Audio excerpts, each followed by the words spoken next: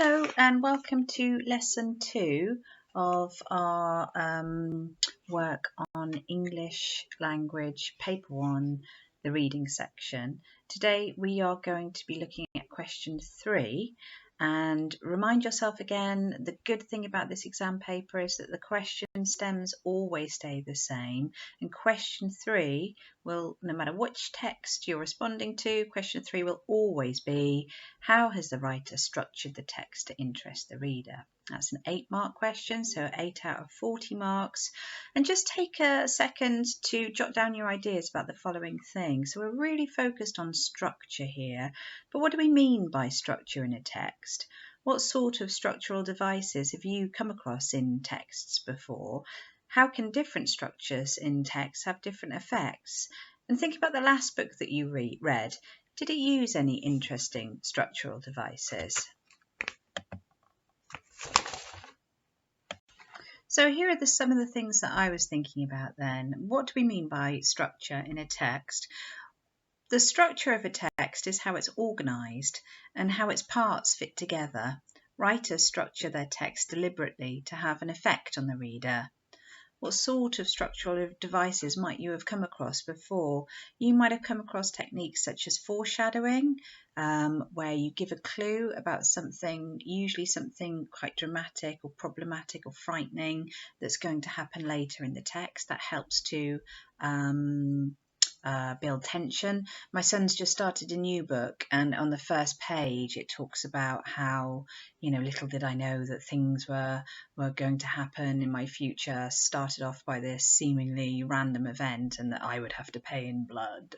So that final line on page 1 instantly alerts you to the fact that there's going to be something dramatic and dangerous and violent that's going to happen later on. So foreshadowing is quite a good hook, isn't it? Because it makes you think, oh, well, what's going to happen? What is this thing that I've been given this clue about, this hint?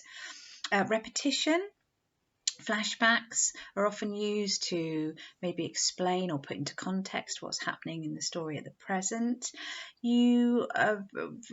Quite common now in novels is that you get chapters narrated by different people or told from the perspective of different people. So you've got that kind of switching backwards and forwards.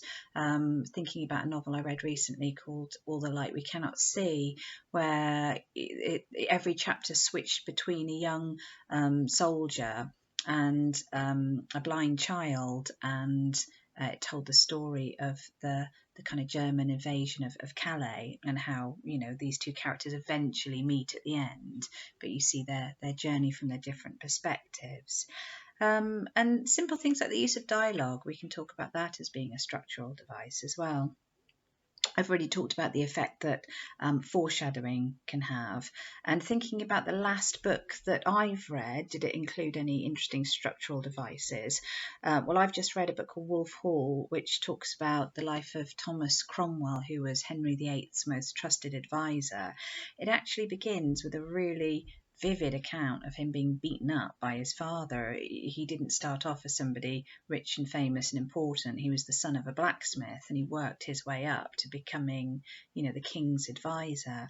So it starts off with that vivid description, and we constantly flash back to his relationship with his father, and as his journey progresses to becoming this incredibly powerful man in England, it's constantly reminding us how far he's come. Talking about the structure of a text is quite a new skill for you, especially in Year 9, and you will find it takes a little while to just read in a different way. Rather than focusing on language devices like verbs or simile or personification, you're trying to get your brain to look at the shape of the text. What happens where? Why does it happen there? What is the effect on me? And so the style of writing is quite different. So what I've included here is the mark scheme, and you can see that you really need to keep your eye on 3 things in particular when you're looking at this. I'll read the level 3 out, 5 to 6 marks, because that's a really realistic point to start aiming for. So if you're going to get a good level 3, you will explain clearly the effect of the writer's choice of structural devices. You will select a range of relevant examples, and you will make clear and accurate use of subject terminology. And we're going to start with some very, very simple subject terminology to help you with that. The middle bullet point is one that often, people forget, and they forget to use evidence. And what you always need to remind yourself is you're constantly asking yourself what's where and why is it there? What effect is it having on me? But of course, it's precise words and phrases. Why that sentence there? Why use that word there? What effect is it having on me because it's at the beginning or the middle or the end? And, the effect is the top bullet point, and that's the one to really, really think about. I'm reading off the tiniest piece of paper here. In fact, I cannot read the printing. I'd have to print that off separately. But have a look at the sample paragraph there that I've included on this slide, and that will give you a clue as to the style of writing. And I've written a model paragraph later on in this lesson as well. So although you can, and we already have looked at some quite complex devices for structure, we talked about flashbacks and foreshadowing, repetition, what I'd like you to start doing is just thinking, especially in narrative writing, about the shape of the text in terms of how it opens, what's the start like, or we could use the word exposition. You're getting either a whole short story in the exam or an extract, but it will usually include some kind of complication, some kind of problem will begin to occur in the lives of the characters. You're obviously going to get something dramatic, some kind of dramatic climax happening, and then the resolution. And one thing to always remember to do if you're talking about the structure of the text, make sure you talk about the final line, because that is the ending, and the examiners have edited a short story or given you a whole short story that's been chosen really carefully. So often I get responses from students that kind of only look about half the text and don't talk about the ending. So make a note to yourself that you will always comment on the final sentence or one or two sentences in the text. So if we were going to start with something really simple, like, the effect of the structure of the start of a story, let's think about Little Red Riding Hood for a second. Now, if you're thinking about the chronology of the story, you could have started, or the fairy tale could start with the grandmother being ill. That's the thing that starts the story off, isn't it? The grandmother's ill in bed, and Little Red Riding Hood has to go through the woods to take her some treats in the basket. It's usually like a cake or a drink or something like that. But the writer or the teller of the fairy tale is actually started by focusing us on Little Red Riding Hood. So in that fairy tale, why has the writer chosen to start the fairy tale with Little Red Riding Hood? It gives us a sense of allegiance with the character. We identify with the character. We realise that character is going to be important. Also, she's Little Red Riding Hood. She's a young girl, isn't she? So straight away we feel a sense of protectiveness maybe for her. We realise her vulnerability. The fact that she's got this red cloak immediately signals her as somehow important. And perhaps we could also talk about the red as being some kind of foreshadow of the violence and danger that the wolf poses later on. Often in the start of this fairy tale as well, we are told that Little Red Riding Hood lives on the edge of the woods, or, is being told by her mother to go through the woods. And again, immediately at the start of that fairy tale, we recognise that the woods are a dangerous place, especially for a young girl. And therefore, we've got a sense of tension at the imposing, the danger that is coming towards her, and also, feelings of anxiety for her safety. So something as simple as Little Red Riding Hood, we could start talking about what happens at the start of the story, why the story starts that way, and the effect that it has on us.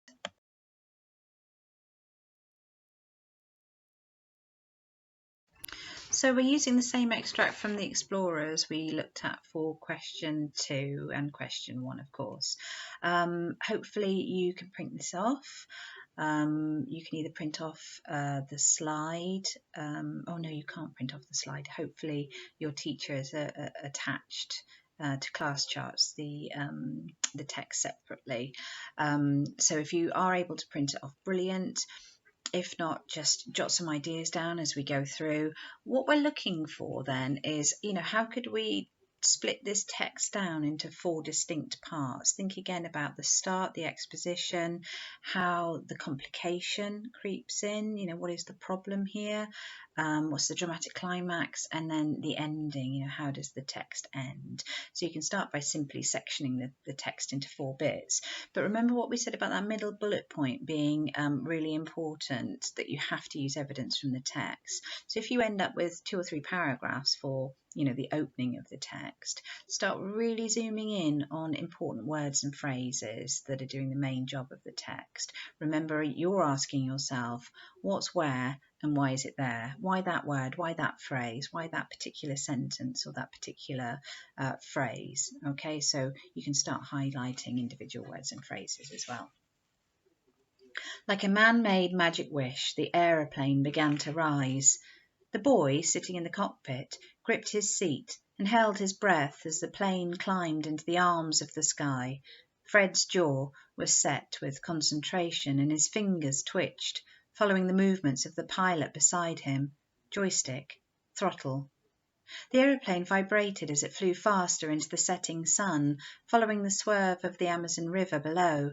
Fred could see the reflection of the 6-seater plane, a spot of black on the vast sweep of blue as it sped towards Manus, the city on the water. He brushed his hair out of his eyes and pressed his forehead against the window. Behind Fred sat a girl and her brother. They had the same slanted eyebrows and the same brown skin and the same long eyelashes. The girl had been shy, hugging her parents until the last possible moment at the airfield. Now she was staring down at the water, singing under her breath. Her brother was trying to eat his seatbelt. In the next row on her own sat a pale girl with blonde hair down to her waist. Her blouse had a neck ruffle that came up to her chin, and she kept tugging it down and grimacing. She was determinedly not looking out of the window. The airfield they had just left had been dusty and almost deserted, just a strip of tarmac under the ferocious Brazilian sun. Fred's cousins had insisted that he wear his school uniform and cricket jumper, and now, inside the hot airless cabin, he felt like he was being gently cooked inside his own skin. The engine gave a whine, and the pilot frowned and tapped the joystick. He was old and soldierly, with brisk nostril hair and a grey waxed moustache which seemed to reject the usual laws of gravity. He touched the throttle, and the plane soared upwards, higher into the clouds. It was almost dark when Fred began to worry. The pilot began to belch, first quietly, then violently and repeatedly. His hand jerked, and the plane dipped suddenly to the left. Someone screamed behind Fred. The plane lurched away from the river and over the canopy. The pilot grunted, gasped, and wound back the throttle, slowing the engine. He gave a cough that sounded like a choke. Fred stared at the man. He was turning the same shade of grey as his moustache. "Are you all right, sir?" he asked. "Is there something I can do?" Fred stared at the man. Oh, sorry, I read that again. Fighting for breath, the pilot shook his head. He reached over to the control panel and cut the engine. The roar ceased. The nose of the plane dipped downwards. The trees rose up. "What's happening?" asked the blonde girl sharply. "What's he doing? Make him stop!" The little boy in the back began to shriek. The pilot grasped Fred's wrist hard for a single moment. Then his head slumped against the dashboard, and the sky, which had seconds before seemed so reliable, gave way. Fred wondered, as he ran, if he was dead, but he thought death would surely be quieter. The roar of the flames and his own blood vibrated through his hands and feet. The night was black. He tried to heave in breath to shout for help as he ran, but his throat was too dry and ashy to yell. He jabbed his finger into the back of his tongue to summon up spit. "Is anyone there? Help! Fire!" he shouted. The fire called back in response. A tree behind him sent up a fountain of flames. There was a rumble of thunder. Nothing else replied. So I've divided my copy of the text up into roughly 4 sections, identifying the start, the exposition. Expositions typically introduce settings and characters. Then I've looked at where the problem begins, the complication. I've tried to kind of highlight the most dramatic bit, the climax, the bit where I'm going, oh my God, oh my God. And then I've really thought about the ending, and remember, always write about the final line. So let's have a look at what I've thought is the exposition then, the start of the text. And think about this, what does the writer focus our attention on at the start of the text in this bit in the box? Why include those particular details? What effect are they having on you as a reader? So see if you can select 4 or 5 key quotes from that first section and ask yourself how you're responding to them. You know, what do you think? What do you feel? What do you realise? What do you understand? You know, really tune into the emotions and thoughts that you're having. Annotate their text, and then I'll give you some of my ideas in the next slide. So here are some of the things that I've picked out as being noticeable at the start of the text.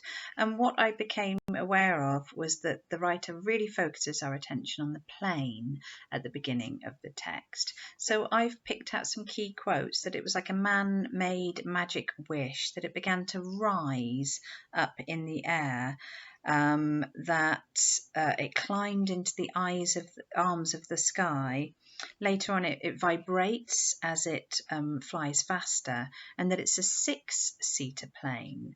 So if we think about that first of all, obviously some of the most interesting features there are the fact that we're told that it is rising up in the air.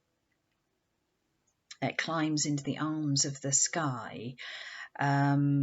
And that it vibrates as it begins to fly faster. So this idea of the plane going higher and faster immediately fills you with a sense of anticipation and tension. We're all really frightened when we go on a plane, don't we? That moment of takeoff, when we realise how dangerous and vulnerable we are. The fact that there's that lovely metaphor there, that it's climbing into the arms of the sky, makes me think that it's kind of being held up by the sky. But of course, if you hold on to something and you raise it up high, you can also just drop it, can't you? So it makes the plane feel quite vulnerable and fragile. The fact that it's a 6-seater plane as well instantly gives me an image of one of those very small planes with the propellers that you always think, oh my God, what if one of those just stopped working? You'd plummet out of the sky. It's not a big sturdy jumbo jet, is it? It's one of those quite fragile little planes that look like they're made out of paper and cardboard. I've been in one. They're terrifying. So I would begin my answer by really focusing on that, and you can see my model paragraph later on. But what else are we focused on in that section? I've picked out some other quotes in bold as well. Take a moment to just annotate those other quotes that I've picked out in bold. So as the text moves on, again, our focus shifts away from the plane and away from the boy Fred. And in this next section, I'd like you to ask those same questions again of the text.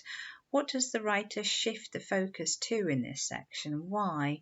What effect is it having on us? So again, if you can pick out 4 or 5 quotes and start looking very carefully at individual words and phrases and asking yourself, why are they there? Why were they particularly chosen? What effect are they having on me?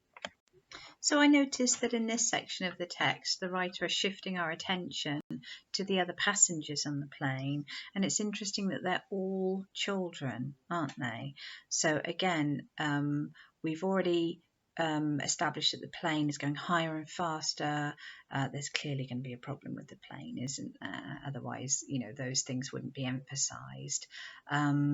And to fill the plane with children, again, really tugs at our heartstrings, doesn't it? There's no adults on board to help them, really. It's just these children, and it's the details that we're given of these characters that suddenly make them seem really vivid and really alive. So in particular, the girl and her little brother, and the girl had been shy in hugging her parents. So we've got some really strong family connections there between her parents and her brother. She's obviously got on this plane for some reason and left her parents behind, and her parents have let her go on this rather dangerous journey. So instantly, we know that if anything happened to her, she'd be missed, and the effects would be quite devastating on her parents. The fact that she didn't want to leave her parents as well, hugging her parents until the last possible moment, is quite interesting. Again, it makes us feel an emotional connection to the character and worry about her safety. And the fact that she's got a little brother as well, again, it builds the tension in, doesn't it? Because if anything happens to them, she might be in a position of responsibility. She's supposed to be looking after a little brother. The use of the word little as well just goes to emphasize the fact that these children are innocent and vulnerable, and the reader's anticipating that something quite terrible is obviously going to happen to them as the text moves on. Now we reach the part of the text where our complication begins to appear.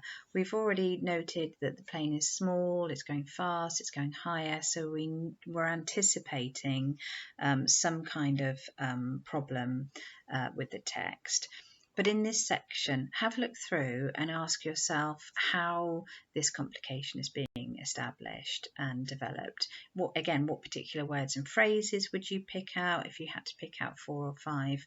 What is the precise effect they are having on you? Remember, why that there? What effect is it having on me? Because it's there.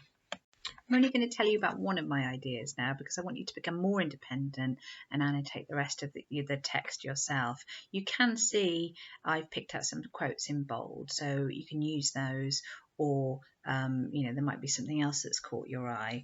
But I thought it was interesting that this section starts with the phrase, "It was almost dark when Fred began to worry." Okay, so straight away we know that it's now at night time. We tend to think of night as being a frightening part of the day, somewhere where we feel more vulnerable to bad things happening to us. The darkness also would increase the sense of kind of terror, especially if you evolved in some kind of plane crash. You can't see what's happening clearly at all.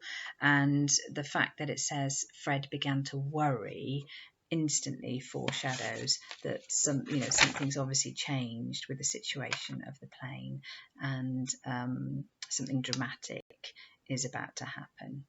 So see if you can have a look at the rest of the quotes that I've picked out and think about, at this point in the text, why are those words and phrases particularly effective, and what is the precise effect that they're having on us? The section that I've pulled out as being the climax is relatively short compared to the others. So have a look at this bit here, and again, think about how you could select particular words and phrases to think about the fact that this is the most dramatic part of the text. This is the part where, we're really biting our fingers and going, oh my God, what's going to happen next? This is terrible. So again, what does the writer shift our focus to in this section? Why and what effect is it having on you? Okay, again, I'm only going to tell you one of my ideas, and I'd like you to continue to annotate the text yourself with some original thoughts. But this section starts with, "What happened?" asked the blonde girl sharply. So what's happening clearly is showing some sense of unease and confusion and anxiety. She literally doesn't know what's happening. Something dramatic is obviously going on, and she's frightened by it and confused. And the fact that she asks sharply as well indicates that rising panic in her voice as the plane begins to move in an uncontrolled way. And then thinking about the final section then, and remember always commenting on the final line. What does the writer focus your attention on at the end of the text? Why? And what effect is it having on you as the reader? Same process again, 2 or 3 quotes from this shorter section. Have a look at those final couple of sentences, especially the final sentence. What effect is that having on you as the reader? Okay, just one idea from me, and I want you to think about the rest of the section independently. So this, the end starts with the very short sentence, the night was black. We were told that it was getting darker, so now it's black. Shows us that it's the darkest part of the night. Time has moved on a little bit, but also, you know, there is all that colour symbolism at work there, isn't there? That blackness is often associated with a time when bad things happen, when dangerous things happen, horror movies, everything happens at night, doesn't it? So black giving that sense of real, total lack of light, inability to see, and it being quite frightening for the children or the child, as we find out as we move on in this section. There appears at this point to be, you know, only one survivor of the plane crash. So this is a really simple writing frame that you're going to use to structure your answer. And I'm going to do some of the first paragraph for you, but then I'd like you to finish the answer, and that's the piece of work that you're going to be emailing to your teacher. So at the start of the text, the writer has focused our attention on blah, blah, blah. Also at the start of the text, the writer shifts the focus to. The writer then moves the text towards a complication by focusing our attention on. The text then reaches a dramatic climax as the writer focuses on. And at the end of the text, the focus has shifted back to. So if you find those words and phrases helpful, that's a really good way to structure your piece of writing. But essentially, you're charting the different events in the text and explaining why they're there and the effect that they have on the reader. So this is how I would begin my answer then. And you can see that I've colour-coded it to remind you of those 3 bullet points in the assessment objectives, the mark scheme that we looked at, that we're looking for the use of structure terms, and those can be as simple as at the start, in the middle, later on. The big thing that I've put in the star there that I think is so useful is just the simple phrase at this point in the text. So as you're writing your explanation of the effect, you know, by saying at this point in the text, because this has happened, it makes me feel this, or it makes me think this, it's totally keeping you focused on structure. So we're looking for structure terms, we're looking for short embedded quotations, and we're looking for that explanation of effect. So constantly asking yourself, why is this here? What is it making me think and feel? How am I reacting to this? So I've written, at the start of the text, the writer focuses our attention on the plane. 2 key descriptions tell the reader that it began to rise and that it vibrated as it flew faster. To draw the reader's attention to this at the start of the story immediately creates a sense of tension. Most people are nervous about flying, and these details encourage the reader to feel that the flight is dangerous. Higher and faster show that any problems the plane experiences later in the text will be full of risk and danger, and vibrated allows the reader to imagine the plane is shaking in a very worrying way. At this point in the text, these details foreshadow the crash that happens later and begins to build tension as the story develops. So that is my opening paragraph, and you can see the style of the writing there. And what I would like you to do is, again, go back to those sentence starters that are going to flash up on your screen again in a second. Use the pause button whenever you need to, and just continue to add 4 more short paragraphs, just like I've written there, short paragraphs to your answer. So I've talked about at the start of the text, the writer focuses our attention on the plane. Your next bullet point is also at the start of the text, the writer focuses on and think about the fact that, you know, that we've got the characters, we've got these children on board. And then the writer moves the text towards the complication, then it reaches the dramatic climax and the writer focuses on, and at the end of the text, the focus is shifted to. Okay, so good luck with that, and make sure that you keep your eye on using structure terms, short embedded quotations, and explaining the effect of the structure.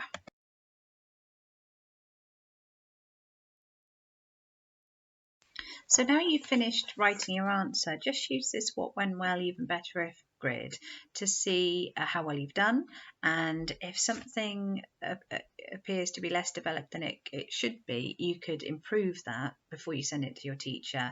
And if you put any improvements in a different colour in the same way that we would use purple pen in the classroom, that would show that you're really actively trying to improve your work. So what went well? I used a range of structural terms. I used a range of short embedded quotations. I explained the effect on the reader of the structural devices, and my paragraphs are clearly structured using the point evidence explanation system. EBI, I could have used a wider range of structural terms. I could have used a wider range of short embedded quotation. I could develop my explanations of the effect, and my paragraphs could be improved in terms of structure. Right, final task is a quick plenary then. Have a look at these terms on this slide and highlight or jot down the ones that are structural terms. Question 1 will ask you about language devices, but question 3, we need to use structural terms. So I've got adjective, personification, paragraphing, rhetorical question, alliteration, backstory, flashback, last sentence, tense change, first sentence, simile, metaphor, onomatopoeia, dialogue, foreshadowing, repetition, superlatives, emotive language, enjambment, perspective change, facts, imagery, pronouns, and climax. And so if you can do that, and then if you have a look at the next slide in a second, compare the answers that you selected. You could even take that further by creating maybe a cue card or a vision sheet with those structural devices and a definition or explanation of how they work and the possible effects that they can have.